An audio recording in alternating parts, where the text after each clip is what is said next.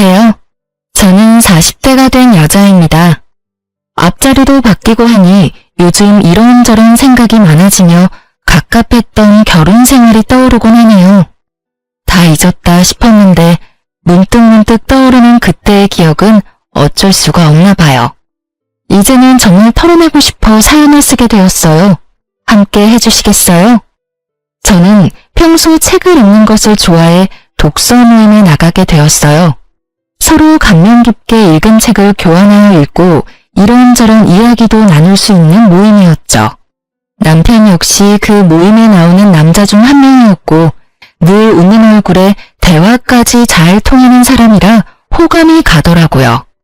그렇게 마음이 깊어지고 남편 역시 저를 좋게 보고 있었는지 만나보지 않겠냐고 하더군요.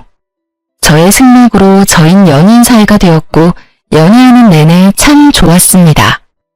남편의 다정함, 배려심 깊은 모습 다 좋았지만 무엇보다 저의 의견에 귀 기울여주고 제 뜻을 존중해주는 남편의 모습이 가장 좋았어요.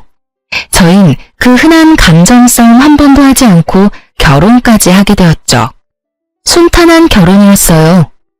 결혼 준비를 할 당시 남편과 전 간소하게 하고 싶었는데 둘 다 외동이라 내심 걱정이 되더라고요. 아무래도 양가 부모님께서 바라는 게 많진 않을까 하고요. 하지만 상견례 자리에서 양가 부모님께선 저희의 의견을 존중하신다며 다 생략해도 된다고 말씀해 주셨고 그때부턴 일사천리로 진행되었던 것 같아요. 좀 걸렸던 것이 있다면 시모의 말투였는데요. 좀 강압적이라고 해야 할까? 명령조가 입에 붙었다고 해야 할까? 하여튼 그런 말투가 마음에 걸리긴 했지만 그 강압이 저를 향하는 것도 아니고 그저 말투가 그런 것이기에 대수롭지 않게 생각하고 그냥 결혼하게 되었어요. 그렇게 행복한 신혼이 지나고 남편에게서 큰 문제점이 보이기 시작했어요. 결혼을 하기 전에 배려가 넘치고 제 의견을 적극 수용해주는 사람이라고 생각했는데 막상 결혼해서 살다 보니 그게 아니더군요. 남편은 제 의견을 적극 수용해주는 것이 아니라 그냥 의견 자체가 없는 사람이더라고요. 처음엔 그냥 그런 사람도 있고 이런 사람도 있다고 생각하며 잘 지내보려고 했어요. 큰 단점이 아니라고 생각했으니까요. 그런데요, 의견이 없는 사람과 산다는 것, 그건 생각보다 더 고된 일이었습니다. 여보, 그러면 우리 적금 만기된 거 어떻게 했으면 좋겠어? 투자했으면 좋겠어? 아니면 다시 적금으로 묶어뒀으면 좋겠어? 그게... 당신은 어떻게 했으면 좋겠어? 글쎄, 나도 고민스러워서 당신한테 물은 건데 일단 이건 좀 더 고민해보자. 그리고 이번에 어머님 생신 땐 어떻게 하면 좋을까? 어머님이 편한 대로 하라고 하긴 했는데 그래도 집에서 모시면 더 좋아하시겠지? 아닌가? 혹시 드시고 싶으신 게 따로 있는 건가? 당신 어머님한테 따로 뭐 들은 말 같은 거 없어? 뭔가 드시고 싶다든지 필요하다든지 그런 이야기 말이야. 엄마가 편한 대로 하라고 했으면 왜 시켜도 될 것 같긴 한데. 아닌가? 집에서 먹는 게 더 좋은가? 나도 따로 들은 이야기가 없어서 잘 모르겠네. 당신 편한 대로 해. 늘 이런 식이었어요. 제가 편한 대로 하는 것도 한두 번이죠. 기계랑 대화하는 것도 아니고 늘 같은 대답만 하니 정말 답답하더라고요. 시간이 지나니 같은 말만 답하던 남편은 저에게 자신의 사소한 것 하나까지 묻기 시작하더군요. 여보, 나 차 고장나서 수리 맡겼거든? 그런데 며칠 걸린다네? 아, 그래? 그런데 표정이 왜 그렇게 안 좋아? 혹시 사고 나서 고장난 거야? 어디 다쳤어? 아니, 그런 건 아닌데 나 출퇴근할 때 있잖아. 버스 타야 할까, 택시 타야 할까? 지하철도 있지? 뭐 타고 가는 게 좋을까? 뭐? 그것 때문에 표정이 그렇게 심각한 거야? 그게 고민스러워서 난 정말 이런 거 결정하는 거 너무 힘들어. 뭘 그렇게 고민해. 최단 경로 검색해서 나오는 대로 타고 가. 그러면 되지. 그런 방법이 있었지? 그래, 알겠어. 이때까진 대수롭지 않게 생각했던 것 같아요. 그냥 답답한 사람이 걱정도 많다, 이런 식이요. 그런데 어느 날은 양말을 보면 가만히 서 있더라고요. 원래 신던 양말들이 오래되어 새로 주문해서 넣어뒀던 터라 무슨 문제라도 생긴 건가 하는 마음에 남편의 옆으로 갔어요. 머리까지 잡아뜯으며 고민하는 남편은 제가 다가가 말을 거니 너무나도 심각한 얼굴로 이렇게 물어오더군요. 왜 그러고 있어? 얼른 준비하고 출근해야지. 그게 양말을 어떤 걸 신어야 할지 모르겠네. 검은색을 신을까? 아니다. 회색이 낫겠지? 아닌가? 흰색을 신어야 하나? 이쯤 되니 짜증을 넘어 화가 나더라고요. 어차피 신발 신으면 잘 보이지도 않는 양말 뭐가 그렇게 중요하다고. 그리도 심각한 얼굴로 10분이 넘는 시간 동안 고민을 하고 있다니 패션 양말 골라 신는 것도 아니고 저로서는 참 이해가 되지 않았어요. 아무거나 신어 여보. 아무거나 신기엔 너무 고민스러워서 그래. 그러지 말고 여보가 좀 골라주면 안 돼? 여보가 무슨 유치원생도 아니고 이런 것까지 내가 골라줘야 해? 그냥 손 집히는 대로 신으면 되잖아. 양말통에 양말이 무슨 무지개 색깔로 있는 것도 아니고 내가 당신 편하라고 3가지 색깔만 넣어뒀잖아. 제발 그냥 딱 보이는 거 신어. 응? 그게 난 어려운 걸 어떻게 해. 그럼 이때까진 어떻게 골라 신었어? 장가 오기 전까진 어떻게 골라 신었는데?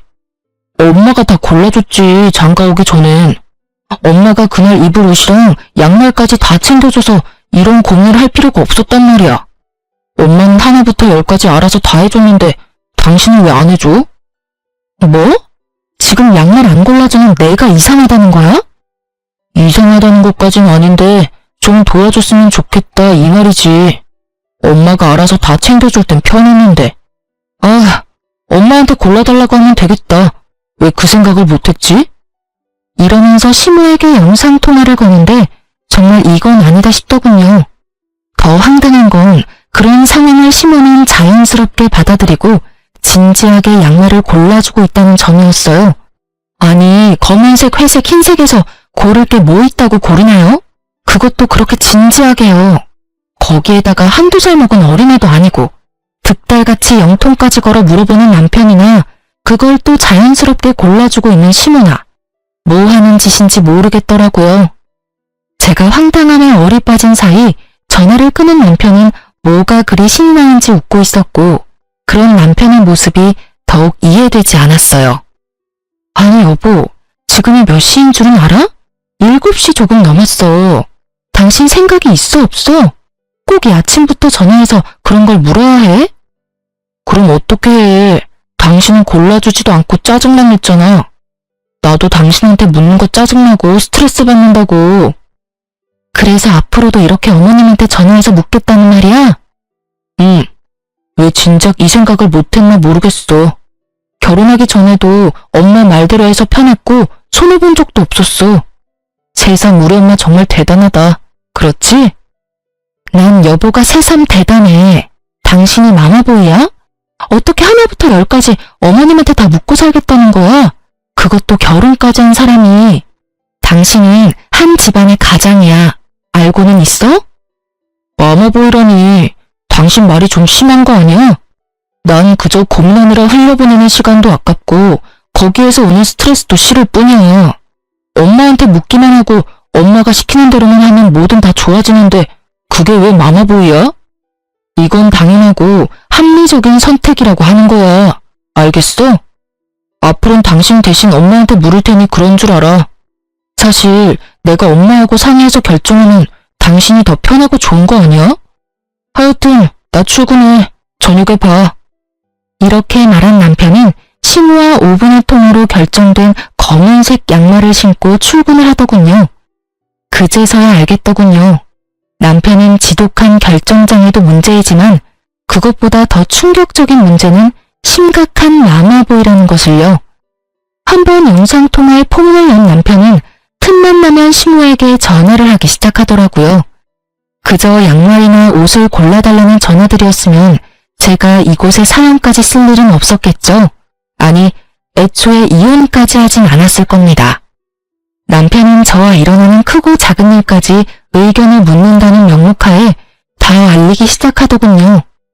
친정 아빠의 생신이라 당연히 참석해야 하는 자리에 사회가 가도 괜찮냐고 묻지를 않나 친구 결혼식에 가려고 하는데 축의금은 얼마를 해야 하며 식사는 하고 올지 답례품을 챙겨올지도 묻더군요. 어떤 날은 저녁에 된장찌개를 먹을까 김치찌개를 먹을까로 고민하길래 답답해서 된장찌개를 끓였더니 글쎄 그것도 시모에게 전화로 보고를 하더라고요. 엄마, 오늘 난 김치찌개가 먹고 싶었거든? 그런데 집사람은 된장찌개를 끓였지 뭐야? 이럴 땐 어떻게 해야 해? 그럴 땐 김치찌개를 먹고 싶다고 하고 새로 끓여달라고 하면 돼. 먹고 싶은 건 먹고 살아야지. 들었지? 나 김치찌개 먹고 싶어. 다시 끓여줘. 제 심정이 어땠을지 상상이 되시나요? 정말 보글보글 끓고 있는 된장 뚝배기로 남편 휴대전화를 부숴버리고 싶은 심정이었어요. 남편은 서서히 자신의 문제를 넘어 부부 사이의 문제까지도 시모에게 묻고 시모가 시키는 대로 하기 시작했고 당연히 저와 남편은 싸움이 잦아지게 되었어요.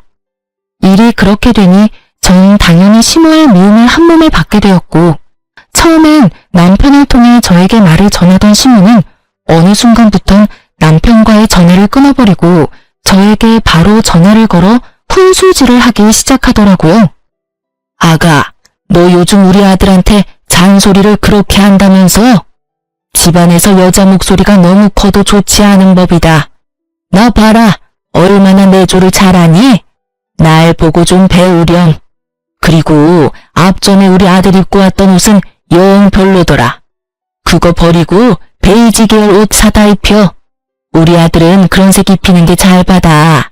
알겠니? 이런 식으로요.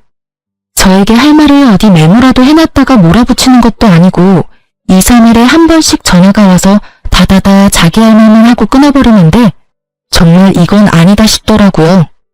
아주 시댁의 시자만 들어도 치가 떨리는 상황인데 참고 있던 저의 인내심을 뚝 끊어버리는 일이 일어나고야 말았습니다.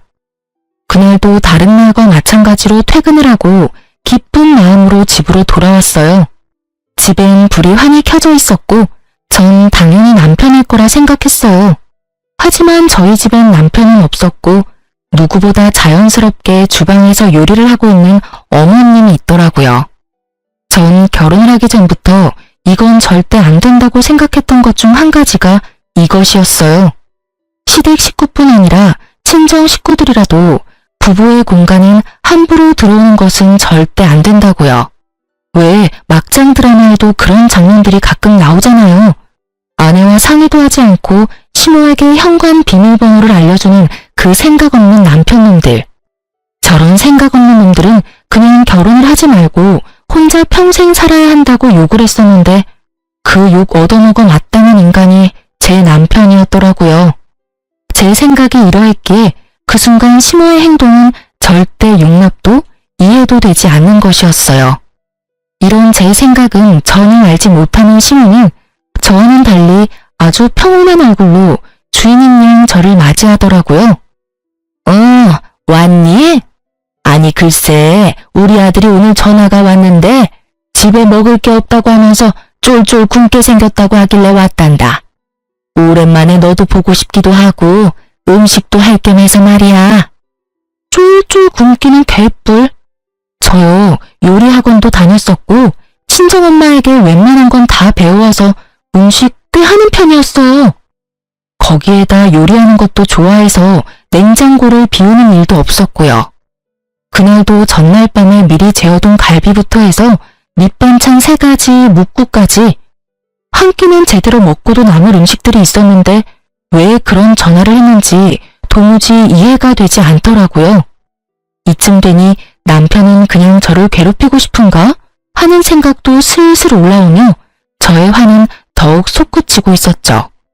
그렇지 않고서야 일을 이렇게까지 만들 리는 없을 테니까요. 냉장고에 오늘 먹을 거리 다 만들어뒀는데 그이가 못 봤나 봐요. 그렇지 않아도 봤는데 우리 아들이 먹을 만한 게 없더라. 우리 아들은 그런 거 싫어해. 너 그러고 서 있지 말고 얼른 옷부터 갈아입고 와서 옆에서 좀 보고 배워. 내가 오늘 우리 아들은 어떻게 해야 좋아하는지 알려줄 테니까 말이야. 제가 미리 재워둔 갈비를 개눈 감추듯 먹고 그 양념에 밥까지 말아먹은 사람인데 그런 걸 싫어한다니요. 그리 잘 먹었던 것이 기억이 나 굳이 피곤한 몸을 이끌고 장보다가 손수 재워둔 것이었는데요. 그냥 시모가 오고 싶어 안달이나 아들 핑계를 대고 와서 주방을 점령한 것이 분명해 보이더라고요.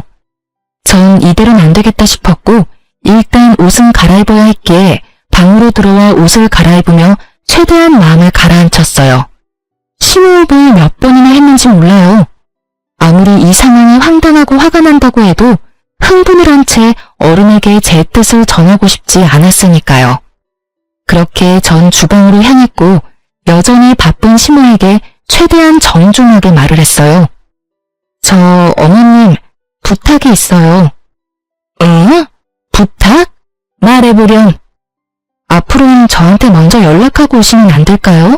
그러면 제가 일찍 마치고 와 있을 수도 있잖아요.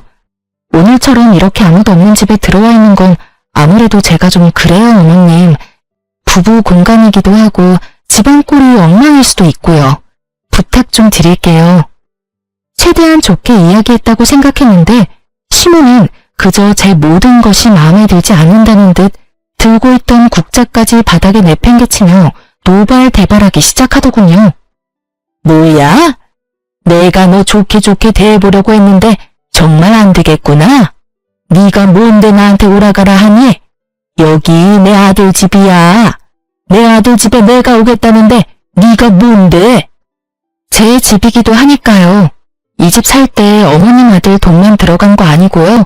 제 돈도 반틈 들어갔으니 엄연히 따지면 저희 부부집이죠. 아, 그러니까 네 말은 그까짓 알량한 몇 푼 보탰으니 네 집이기도 하다. 이 말이지? 그래서 나보고 앞으로는 발길도 하지 말라. 이 말이 하고 싶은 게야? 아니요. 아예 오지 말란 말이 아니라 언제든 와도 상관없는데 연락은 주고 오면 좋겠다. 이 말이에요. 이렇게 집주인도 없는데 들어와서 이러고 계시는 거 제 입장에선 좀 곤란해요. 기분도 사실 좋진 않고요. 내가 기가 막혀서 아니 다 됐고 그래서 얼마 보탰니? 이 집 사는데 네가 보탠 돈이 얼마야? 그건 왜 물어보세요? 내가 그 돈 줄 테니 그 돈 받고 내가 앞으로 비밀번호를 누르고 이 집에 들어오든 배를 누르고 들어오든 아무 상관도 하지 말아라. 그깟 돈 얼마나 된다고 네 집? 부부집이라고? 그게 어른한테 할 말이야? 그것도 시어머니한테? 정말 이 말을 듣는데 심장이 빨리 뛰기 시작하는 것이 느껴지더군요. 어른도 어른 나름이지. 더는 대접을 해줄 필요가 없다고 느낀 저는 그때부턴 참지 않고 시모에게 대응하기 시작했어요. 아니요, 그럴 필요까진 없고요. 제가 남편이 보탠 돈 돌려줄 테니 앞으로는 이 집에 발길도 하지 마세요. 그렇게 되면 서로 얼굴 붉힐 일도 없고 좋을 것 같네요. 시모 입장에선 제 말이 심하다고 느껴질 수도 있다고 생각하기는 합니다. 하지만 애초에 처음부터 제가 나쁘게 말한 것도 아니었고 좋게 이야기했음에도 불구하고 말이 통하지 않으니 좋게 이야기할 필요가 없다는 생각이 들더라고요. 그리고 다툼이 생기더라도 이참에 확실히 해놓지 않으면 앞으로 살면서 계속 이 문제로 크고 작은 언쟁이 오갈 것이 분명했기에 좀 강하게 나갔던 것 같아요. 시모는 이런 상황은 예상도 하지 못했는지 표정이 확 바뀌기 시작하더니 그때부턴 마구잡이 폭언이 시작되더라고요. 이 미친 것이 뭐야? 뚫린 입으로 한다는 말이 뭐? 발길도 하지 말아달라고? 오냐오냐 했더니 이년이 시댁 무서운지 모르고 말짓거리지? 너 오늘 잘 걸렸다. 오늘 내가 너 그 썩어 빠진 정신머리 확 뜯어 고쳐주마. 꿇어. 얼른 무릎 꿇고 돈이 발휘될 때까지 빌어. 얼른. 제가 왜요? 제가 뭘 잘못해서 무릎까지 꿇어야 하나요? 전 절대 무릎 꿇을 생각도 손이 발휘될 때까지 빌 생각도 없어요. 아니, 애초에 잘못은 어머님이 하셨잖아요. 요즘 아무리 자식 집이라고 해도 아무도 없는 집에 이렇게 막무가내로 들어오는 부모님들이 어디 있어요. 저희 친정 부모님들은요, 사위 불편할까 싶어서 집에 찾아오지도 않으시고, 친정으로 부를 때도 사위 일정 2번, 3번씩 물어보시고, 컨디션 체크까지 해서 부르세요. 그런데 어머님은 제가 뭘 그렇게 잘못했다고 욕하면서 무릎까지 꿇으라고 하냐고요. 기어코 저의 입에선 쌓인 말들이 쏟아져 나와버렸고, 제 말을 듣고 있던 시모는 사연은 차마 쓰지 못할 욕을 하기 시작하더군요.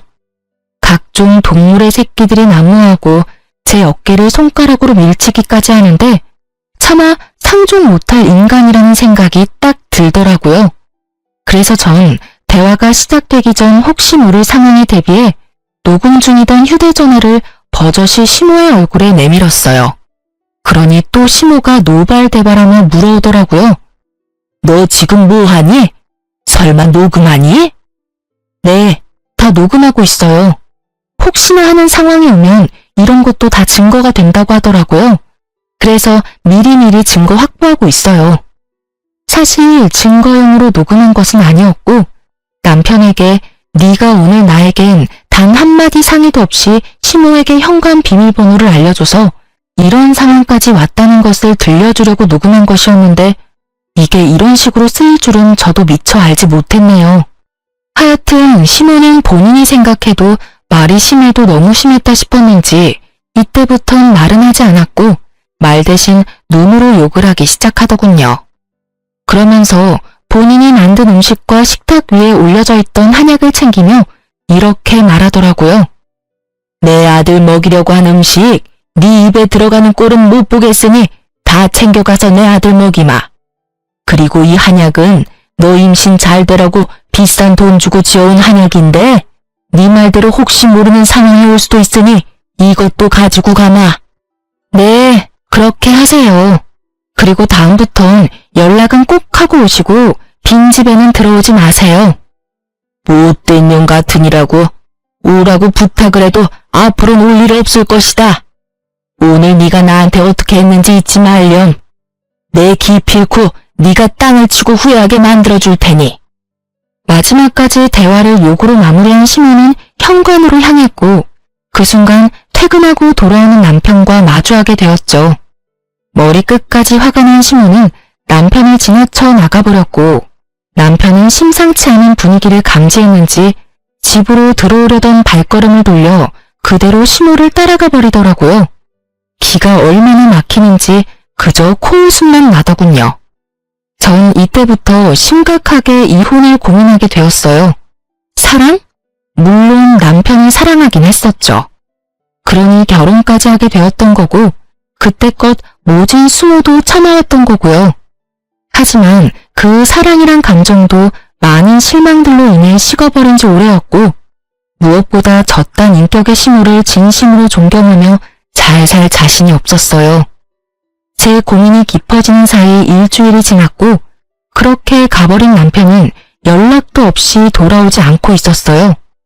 하루 이틀이야 저 역시 머리가 복잡했기에 돌아오지 않는 남편을 보며 차라리 잘 됐다는 생각도 했었지만 그것이 3일이 되고 4일이 되더니 기어코 일주일 찍고 나니 아무리 그래도 이건 아니라는 생각이 들더라고요.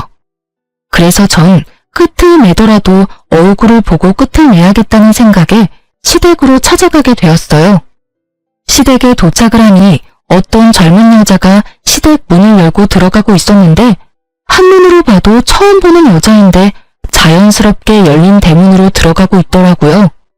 누구인지 떠올리는 것도 잠시 제대로 닫히지 않은 대문을 열고 시댁으로 들어갔고 현관문도 열어보니 잠겨있지 않아 인기척을 내며 들어가려는 순간이었어요. 임신이라는 단어가 제 귀에 와서 딱 박히는 순간 전 모든 행동을 멈추고 시모와 젊은 여자의 대화를 엿듣기 시작했어요. 그러니까 임신은 언제든 가능하다 이 말이죠? 그거 참 다행이네요. 네, 병원에서 자궁도 건강하고 다른 문제점도 없다고 했어요. 결과지는 여기 있어요. 좋네요. 아유, 한 번에 임신이 되면 얼마나 좋을까. 내 나이도 있고 아들도 그렇고 빨리 손주가 보고 싶거든요. 오죽했으면 이런 짓까지 하겠어요. 이야기를 들어보니 시모가 드디어 정신이 나갔는지 대리모를 들인 것 같더라고요. 당장이라도 그 잘난 아들 이혼이라도 시키고 싶은데 저에게 이혼 사연은 없고 그렇다고 제가 호락호락 이혼을 받아들이지 않을 것이 분명하고 그런 와중에 손주는 빨리 보고 싶은데 제 피가 섞인 손주는 보고 싶지 않았던 시모가 이 미친 짓을 꾸민 것이었어요. 이런 정신 나간 일에 남편의 뜻은 어땠는지 생각할 필요도 없었어요. 그 인간은 엄마 말이라면 똥이라도 처먹을 그런 인간이었으니까요. 아, 약은 잘 챙겨 먹고 있죠? 이 한약 유명한 한의원에서 지어온 임신 잘 되는 약이에요. 이왕 일 치르기로 한 거 빨리 끝내는 게 서로한테 좋지 않겠어요?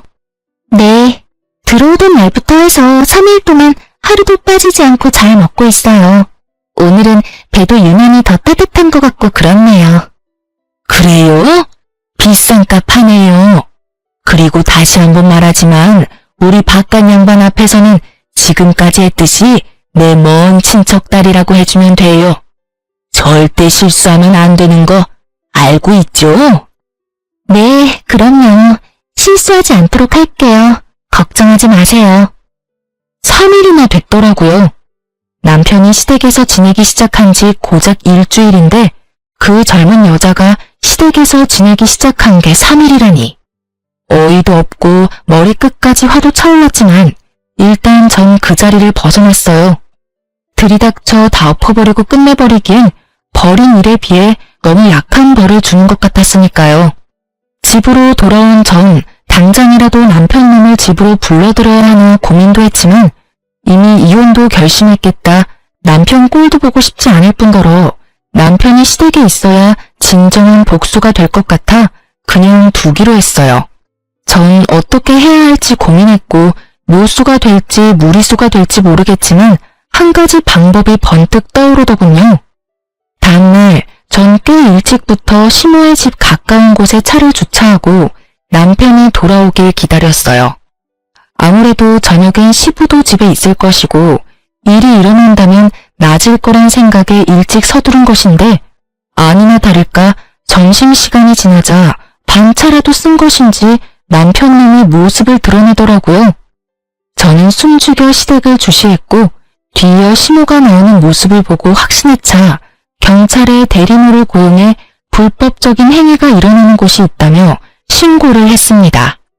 여러모로 고생이 많으신 경찰관분들은 정말 총알같이 출동을 해주셨고 저는 경찰관들을 대동하고선 시댁을 들이닥쳤어요.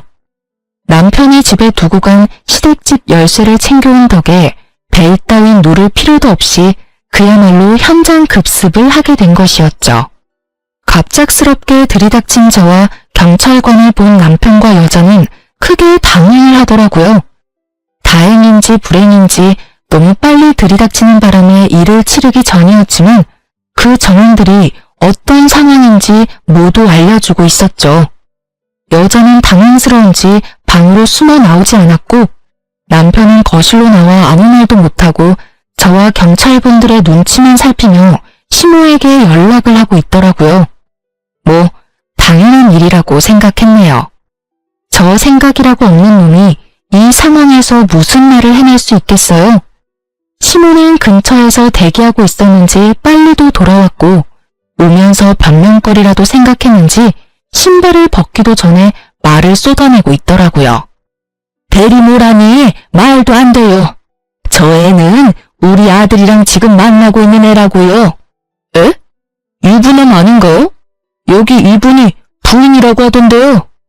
유부남 맞아요. 맞긴 한데 곧 이혼할 예정이라 별거 중이었어요. 아무래도 며느리가 큰 오해를 하고 신고까지 한 모양인데 절대 그런 거 아니니 이만 돌아가 주세요. 이혼이라뇨? 전 이혼에 관해선 이야기 들은 적도 없는걸요. 다툰 건 남편이 아니라 어머님이랑 다퉜고 집 나간 남편이 일주일째 집에는 오지도 않고 시댁에 있었던 건 맞는데 이혼 이야기는 한 적도 없어요. 상반되는 주장에 경찰관은 이러지도 저러지도 못하는 상황이 되어버렸어요. 대리모 처벌을 받게 된다면 제일 좋은 상황이겠지만 찾아보니 불법적인 행위는 맞으나 그걸 증명하는 것이 몹시 어려울 뿐 아니라 현실적으로 힘들 수 있다는 걸 알고 있었기에 이쯤에서 경찰관들은 보내드리기로 했어요. 애초에 저의 계획은 이 모든 광경을 경찰분들이 함께 보고 들어 훗날 혹시 모르는 상황에 이와 같은 사유로 신고했다는 기록을 남기고 또 저의 증인이 되어주시면 좋겠다 하는 마음에서 신고를 한 것이었으니까요. 저의 계획대로 경찰관들은 언제든 도움이 필요하다는 연락을 달라며 연락처를 주고 가셨고 시몬은 저에게 고래고래 소리를 지르기 시작하더군요. 이 미친년아, 이게 무슨 짓이야? 경찰에 신고를 해? 네가 제정신이야? 누가 누구한테 해야 할 말을 하고 있는지 어머님이야말로 제정신이세요? 도대체 무슨 생각이면 이딴 짓까지 할 수 있는지 그 정신세계가 다 궁금하네요. 미치지 않고서야 이딴 짓을 벌일 생각을 하세요? 이렇게 된 게 다 누구 탓인데? 다 너 때문이잖아. 이게 왜 제 탓이에요? 미쳐도 곱게 미쳐야지. 왜 엄한 사람 탓을 하세요? 네가 날 무시해서 이런 일이 일어난 거다. 내 아들을 데리고 사는 주제에 네가 감히 날 무시해? 집에 발길도 하지 마. 연락을 해? 네가 내 말만 잘 듣고 그따위로 굴지만 않았어도 내가 이렇게까지 하진 않았을 거다. 이 모든 게 다 날 무시한 너 때문에 일어난 결과다. 이 말이야. 알겠니? 정말 정신이 나간 사람처럼 눈을 뒤집고 억지를 부리던 시몬은 방에 숨어 떨고 있던 여자를 끌고 와 자신의 옆에 세우더니 이렇게 말하더군요. 난 얘를 내 며느리로 맞을 예정이니 넌 그런 줄 알고 당장 내 아들이랑 이혼해. 당장! 이혼하라고 하면 누가 겁낼 줄 아세요? 그깟 이혼 그렇지 않아도 할 거라고요. 돈 두둑하게 준비해두는 게 좋을 거예요. 저 소송에 하는 한이 있더라도 위자료 청구는 꼭 할 거니까요. 위자료? 우리가 왜 위자료를 줘야 하니? 그런 돈 먹고 죽으라고 해도 없다. 내 말 못 들었니? 우리 아들 이 여자랑 결혼시키려면 돈 들어갈 데가 한두 군데가 아닌데 너한테 줄 돈이 있겠니? 헛꿈 꾸지 말고 그냥 조용히 이혼이나 해. 알겠어? 아줌마, 법이 뭐 아줌마 뜻대로 마음대로 다 될 줄 아세요? 헛꿈은 아줌마가 꾸고 계시네. 꿈 깨세요. 재혼은 무슨, 이혼이나 제대로 하고 아들 재혼시킬 생각을 해야지. 시모의 말이 저도 어이가 없었는데 그 여자도 어이가 없긴 없었는지 두려움에 떨던 모습은 온데간데 없이 사라지고 크게 화를 내며 말하기 시작하더라고요. 잠시만요. 아줌마, 지금 무슨 소리 하시는 거예요? 결혼이라니. 제가 언제 결혼한다고 했어요? 전 그저 일을 하러 온 것뿐이라고요. 여자의 반박은 예상하지 못했는지 시모가 크게 당황하며 여자를 설득하기 시작하더라고요. 시모의 설득에도 여자의 마음을 돌리기엔 부족해 보였지만요. 그게 아가씨 잘 생각해봐요. 우리 집 이 정도면 꽤 사는 편이고 우리 아들 능력도 좋아. 아가씨도 이런 일이나 하는 것보단 결혼해서 아기 낳고 안정적으로 사는 게 더 좋지 않겠어요? 며칠 되진 않았지만 내가 아가씨가 마음에 들어서 그래. 우리 바깥 양반한테야 사실 먼 친척이 아니라 친구 딸이었다고 둘러대면 되는 거고. 어때요? 좋지 않아요? 좋기는요? 제가 비록 돈이 급해서 이런 제안을 받아들이긴 했지만 이딴 남자랑 결혼할 생각은 죽어도 없다고요.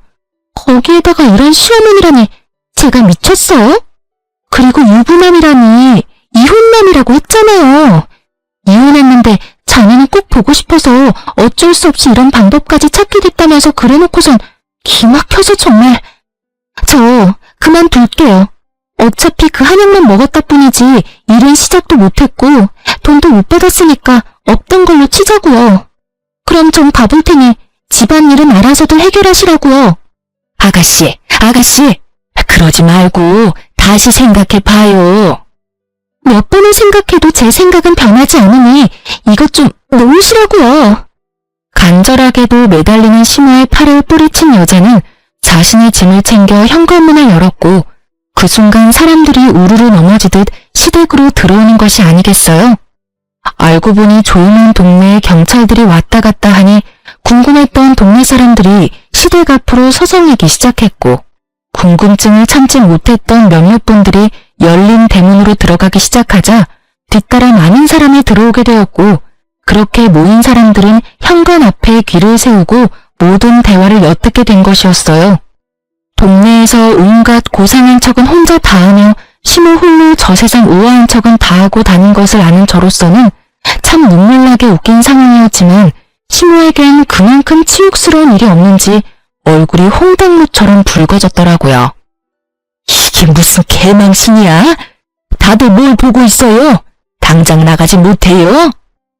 시모의 호통에 다들 밖으로 나가긴 했지만 눈빛들이 초롱초롱한 걸 보아하니 중요한 내용은 다 들은 것 같더라고요.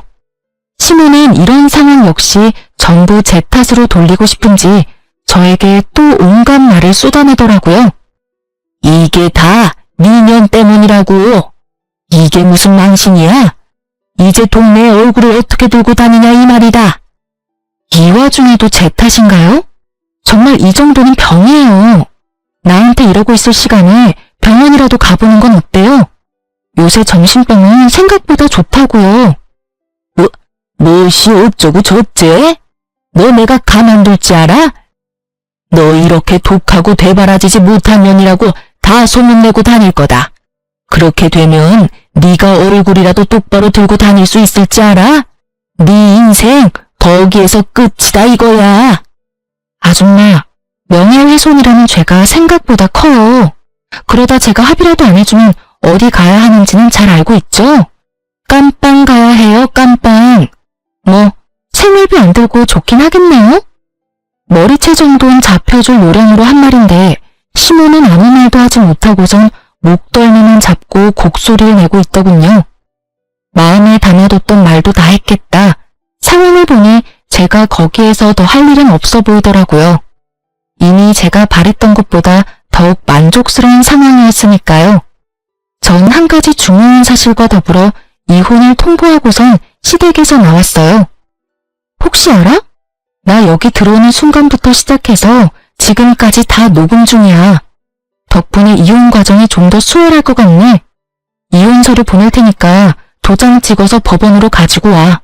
그러면 법원에서 보자. 혼자 오기 그러면 네 엄마랑 오든가 해. 전 집으로 돌아왔고 실시간으로 반하는 감정 앞에 울다가 웃다가를 계속해서 반복했던 것 같아요. 생각보다 더 잔혹했고 더 아프더라고요. 그렇게 감정의 널뛰기 속에서 헤어나오고 있는 순간 시모와 남편이 찾아왔더라고요. 그 순간에도 남편은 입을 다물고 있었고 시모가 주도해서 말하기 시작했어요. 예, 일이 이렇게까지 됐는데 계속 같이 살라는 말은 하지 않으마. 이혼은 물론이고 조건도 다 맞춰줄 테니 부탁 한 가지만 들어주면 안 되겠니? 부탁이요? 그래, 뭐 어려운 건 아니고 혹시나 우리 영감한테 연락이 와서 이혼하는 이유에 관해서 물으면 그냥 성격 차이라고 해주면 안 되겠니? 오늘 있었던 일은 제발 비밀로 좀 해주렴. 찾아와서 한다는 말이 고작 그거예요? 그럼 부탁하기 전에 저한테 사과라도 해야 하는 거 아닌가요? 당신도 그래. 이런 상황에서도 입국 다물고 있는 게 말이 돼? 나한테 안 미안해? 나한테 할 말이 전혀 없냐고. 미안해 여보. 내가 다 잘못했어. 그러니까 엄마 말대로 아버지한텐 제발 비밀로 해주라. 아버지 알면 진짜 큰일 나. 왜? 아버님이 아시면 큰일이라도 나나봐. 그야 당신도 잘 알잖아 아버지 성격. 아버지가 아시는 날엔 모르긴 몰라도 집에서 쫓겨날 거야. 그게 겁나는 인간이 그딴 짓을 해? 엄마가 괜찮다고 했단 말이야. 넌 엄마가 죽으라고 하면 죽을 거야? 됐다 됐어. 내가 너 같은 마마보이랑 무슨 말을 하겠어? 일단 알겠으니까 네 엄마 데리고 좀 가. 두 사람 계속 보고 있다간 정말 큰 사고 칠 것 같으니까. 두 사람은 몇 번이나 정말이냐며 되묻더니 돌아가더라고요. 전 정말로 아버님에게 알릴 생각이 없었어요. 왜냐고요? 이미 아버님은 알고 계셨으니까요.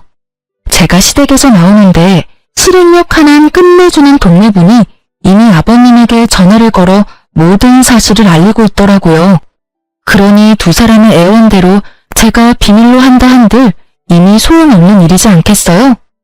그 비정상적인 집안에서 유일하게 정상적인 분이 아버님이시니 두 사람의 앞날이야 뻔했죠.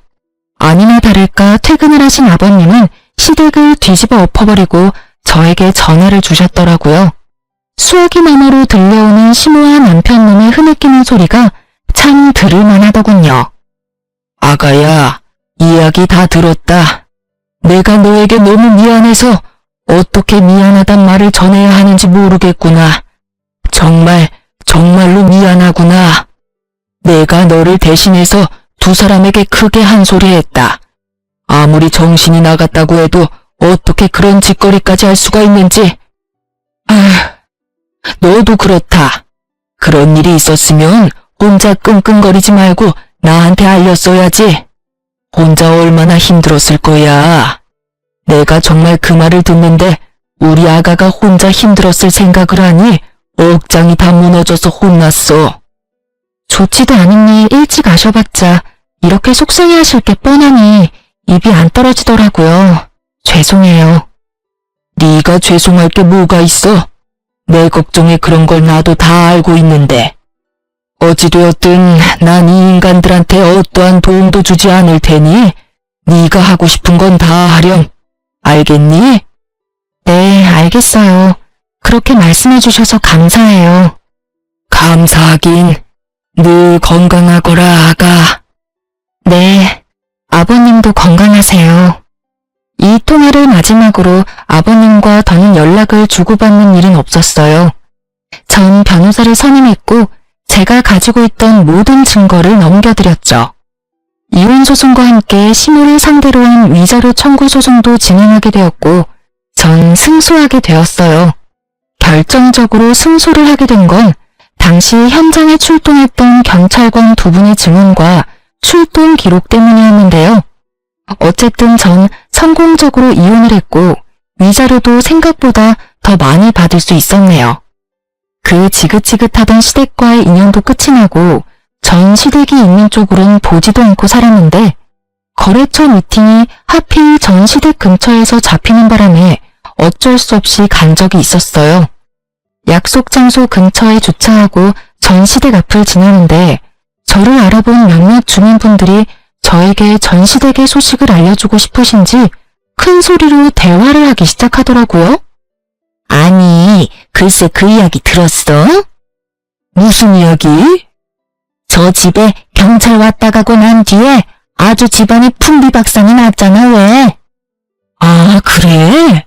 그 집 아들 이혼하고 집에서도 쫓겨났다지 아마? 그딴 짓을 했는데 집에서만 쫓겨났겠어? 회사도 잘렸다던데? 마침 마트 집 딸이 저 집 아들이랑 같은 회사를 다녔지 뭐야. 바람이라고 하든 사랑이라고 하든 엄연한 범죄인데 회사에도 소문이 쫙 돌아서 결국 잘렸다고 하더라니까. 그거 참 꿀 좋다고 생각하며 걸음을 서두르려는데 아직 남은 이야기가 있는지 저를 따라오며 대화를 하시더라고요. 그런데 아들은 그렇다 치고 그 옆에 내는 왜 안 보여? 에? 몰랐어? 그 옆에 내도 집에서 쫓겨났잖아. 집안을 풍비박산을 내놨는데 안 쫓겨나고 배겨? 온 동네를 누비고 다니면서 온갖 고상한 척은 혼자 다 하더니 결국 이혼당하고 집에서 쫓겨나고. 그러게 장가가면 내 아들 아니다 하고 살아야지. 요즘 시댁이 옛날 시댁이랑 같나? 하여튼 이혼당하고 쫓겨날 때도 얼마 받지도 못했다고 하더라고. 그 나이에 쥐꼬리만한 돈 받아서 쫓겨났으니 노년 참 고달프게 생겼어. 어머, 그래서 요즘 안 보였나 보네. 난 또 창피해서 밖에 안 나오는 건 줄 알았지. 그 옆에 내 얼굴에 철판이 얼마나 두꺼운데 그런 일이 있었다고 집에 처박혀 있겠어? 아마 모르긴 몰라도 이혼 안 당했으면 아무 일도 없었다는 듯이 온갖 고상한 척은 다 하면서 다녔을 거야. 그 꼴 안 봐도 돼서 얼마나 다행인지. 아, 그리고 들어보니까 끼고 살던 아들이랑 나란히 쫓겨나서 다른 동네에서 월세방 얻어서 살고 있다고 하더라고. 제가 알기론 전 시댁에 재산이 조금 있기도 했고 아버님이 일도 꾸준히 하셔서 두 사람 다 돈 걱정 한번 해보는 일 없이 살았던 걸로 알고 있는데 이야기를 들어보니 노후가 꽤 볼만하겠더라고요. 그나마 모았던 전 시누의 비상금도 위자료로 저에게 다 준 것으로 알고 전 남편 역시 남은 돈이 얼마 없는 것으로 알고 있으니까요. 거기에다 직장까지 잃었으니 절망스럽겠네요. 아, 아닌가요? 직장에서 결정하느라 스트레스 받을 일이 사라졌으니 더 좋을 수도 있겠네요. 거기에다 뭐든 다 챙겨주고 결정해주는 전 시모가 옆에 있으니 어쩌면 더 행복할 수도 있겠네요. 통쾌한 소식을 전해주신 동네분은 하고 싶었던 말을 다 하셨는지 더는 저를 뒤따르지 않으시더라고요. 속으로 감사의 마음을 전했습니다. 덕분에 그 인간들의 통쾌한 결말을 알게 되었으니까요. 요즘엔 전 진급을 앞두고 있어서 바쁘게 보내고 있어요. 그 끔찍한 마마보이와 이혼을 한 지도 벌써 5년이란 세월이 흘러갔네요. 이렇게 보니 새삼 시간이 참 빠른 거 있죠? 그 사이 전 좋은 사람을 만나 연애를 하고 있어요. 남자친구는 평범한 직장인인데 직장뿐 아니라 다 평범하기 그지없는 평범한 사람인데 저에 대한 애정만큼은 평범하지 않은 그런 남자예요. 남자친구를 사랑하긴 하지만 한번 실패한 경험이 있어서 그런지 결혼 생각이 쉽사리 들진 않네요. 이런 저의 마음을 남자친구도 아는지 조급하게 생각하지 않는다며 기다려준다고 하고요. 뭐 이렇게 연애만 해도 좋다고 하니 일단 지금 이 순간을 즐기며 두 번 실패하는 일은 없도록 신중하게 고민해 보려고요. 이로써 저의 사연은 끝이 났네요. 어떠셨을지 모르겠어요. 전 다른 분들 사연을 들을 때 함께 욕도 하고 통쾌해하며 사연을 듣곤 했었는데 여러분도 그러셨나요? 어쨌든 저의 긴 사연 들어주셔서 감사합니다. 좋은 하루 되세요.